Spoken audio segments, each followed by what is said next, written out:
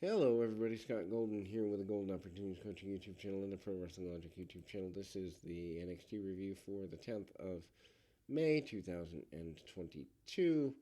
NXT is just a waste of time, but we'll do it anyway. Flashback to last week's Spring Break-In, where Braun Breaker retains the NXT Championship over Joe Gacy. Previous episode ends with Breaker victorious. There are hooded figures behind him. Basically, tonight's episode opens with the footage of NXT went off the air. The Druids attack Breaker. They hit the champ with a metal folding chair, and then they execute a magic killer on the chair. Music of a dark nature plays. Druids carry Breaker away. Live inside the soundstage performance center, the show kicks off with a women's tag bout. Wendy Chu and who has been a thorn in the side of Toxic Attraction, leads to the NXT Women's Tag Team Champions, Toxic Attraction, Jacy Jayne, and Gigi Dolan. NXT Women's Champion Mandy Rose defeat Roxanne Perez, Wendy Chu in a non-title match. Dolan pins Perez after a outside interference from Mandy Rose. Match is fine, finish is lame, but that's not a big surprise here. Babyface's team off and on heart stop before the bell. Cho then sneak attacks on the heel trio. Cho leaps off the top rope into a crossbody on Toxic Attraction. Perez cuts her off. Attraction works over Perez. Cho then comes in with hold on the ropes. Hold her open for Perez. Perez flies through with a suicide dive. Mandy Rose suddenly gets in the ring and interferes at will, and Cho attacks Rose and then tangles onto the mat. Perez then goes for the finisher on Dolan, but Jayne hits Perez with a super kick. Dolan then cradles Perez for a 3 count, lame finish, and there we go. Tiffany Stratton went and goes shopping with Grayson Waller. Creed brothers are upset with Roderick Strong for him interfering in last week's Creed's match against the Viking Raiders. Strong responds by introducing a group of Damien Kemp. The Creeds are upset even more as the new member of the Diamond Mine is supposed to be a group decision. Tension brews over the fate of the Diamond Mine. Joe Gacy's in the ring, flanked by Druids. For a speech, audience and soundstage drown out Gacy, but he tries anyway. Gacy apparently wants Breaker to be part of his movement. A new skit debuts called the Ivy Nile Challenge. This week begins Push-Up Challenge. Nile vows to be the last one standing, and they break the skid after that. Fallen Henley defeats Sloane Jacobs in a first-round match for the Women's Breakout Tournament. Henley pins Jacobs and advances in the tournament. Briggs Jensen comes down to ringside to cheer on Henley, but the cheers work. Henley makes a comeback.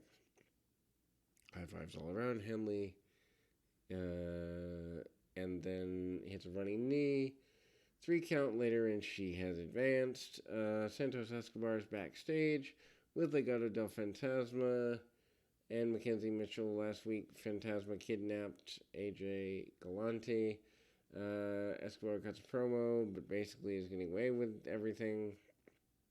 Emma Faye defeats Armani Miller. Faye pins Miller in what's billed as her re-debut. Faye re-debuts with a new name and a slightly new look. Still carrying a baseball bat to the ring, but her gear is new.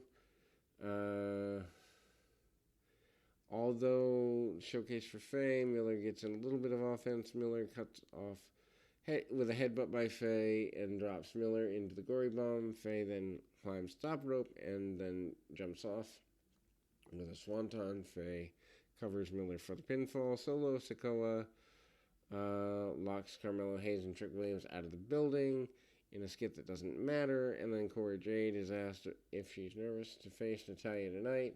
She's indeed nervous. We don't really know why. Solo Sikoa, challenger and waiting for the North American Championship, is up next. Sikoa comes to the ring, cuts a promo. He targets the North American Championship, challenges the winner of Carmelo Hayes and Cameron Grimes when they face off at In Your House, which is the next NXT Supercard. Grimes, then North American Champion, interrupts Sikoa. Grimes agrees to take on Sikoa the next title shot if Grimes retains. Hayes and Williams rush to the ring and beat. They find their way into the building. Sikoa then looks over his shoulder, see Grimes in peril. He comes back and makes a save. Mobster movie continues as Escobar and D'Angelo agree to have a wrestling match to settle their dispute, because that's what gangsters do. The kidnappers have led to a pro wrestling match. Mackenzie Mitchell interviews Nathan Frazier. He's interrupted by Zion Quinn. Wesley also interrupts. They set up a match between Quinn and Lee. Saray and Andre Chase with Buddy Hayward defeat Tiffany Stratton and Grayson Waller in a mixed tag match. Saray pins Stratton after distraction by Hayward. Hayward is dressed like Saray, which is, I guess, amusing if you like stupid junk. Anyway, Saray is running wild and signals for a wrecking ball dropkick. Waller then pulls Stratton out of the ring, blocking the dropkick. Chase then trips up Waller. Chase comes back. Stratton then springboards into a twisting splash on Saray and then goes off for a cover. Saray gets foot on the bottom rope and breaks the count. Hayward then causes distraction with the air horn. Stratton is upset with the air horn and leaps over the ropes with a plancha on Hayward. Stratton then gets back into the ring where she's immediately rolled up by Saray and then a pinfall. Saray then gets a win to her team, and Stratton is upset like a spoiled child. Von Wagner with Mr. Stone at his side is attacked by a Kilimanjaro. There's a pull-apart brawl and lots of shouting. No one is using their indoor voices here. Yelling indicates that there will eventually be some sort of match. And man, this show feels really long. Toxic Attraction comes to Indy Hartwell and they bully her. Nikita Lyons defeats Ariana Grace in the first round of the women's tournament. Lyons pins Grace. This was definitely something. Not sure what yet. Lyons sells a bit more than previous matches would indicate. Hits a roundhouse kick and split leg drop, and then Lyons covers Grace for a pinfall. Lyons advances to the next round. Ivy Nile challenge rolls on. Next up is battle ropes and pull-ups. Viking Raiders cut a useless promo on the Creed brothers. Two teams meet in a return match next week on NXT. Tony D'Angelo and Santos Escobar in a singles match next week. Also, Braun Breaker answers Joe Gacy. Natalya defeats Corey Graves. Natty wins with a ref stoppage after Jade loses consciousness while trapped in the sharpshooter. When this is the best match on the show, and Natalya hasn't been relevant since 2012, that'll show you something. They grapple on the outset. Jade escapes Natty and grasps. The show cuts to a final commercial break. After the show returns from commercials, Natty is in control. Romero special applies. Natty is taken to school. Jade keeps fighting back. Bunch of good sequences. Natty teases the sharpshooter, finally gets it locked in. Suplexes Jade into the ropes and whips Jade's legs into the ropes. Natalya teases ring post figure 4. Jade blocks and attempts the inside cradle for near fall. Slice bread by Jade, but then she keeps selling the knee that Natty's been working on the majority of the time.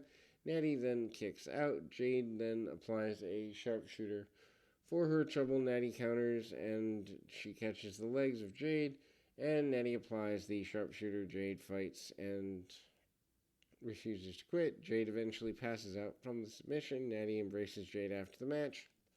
They bury the hatchet and shake hands. Show closes as Natty and Jade hug. At least Natty's been used well, but when she's the best thing on your show and hasn't been relevant in a while, that shows you where NXT's at. We'll be back with more right after this.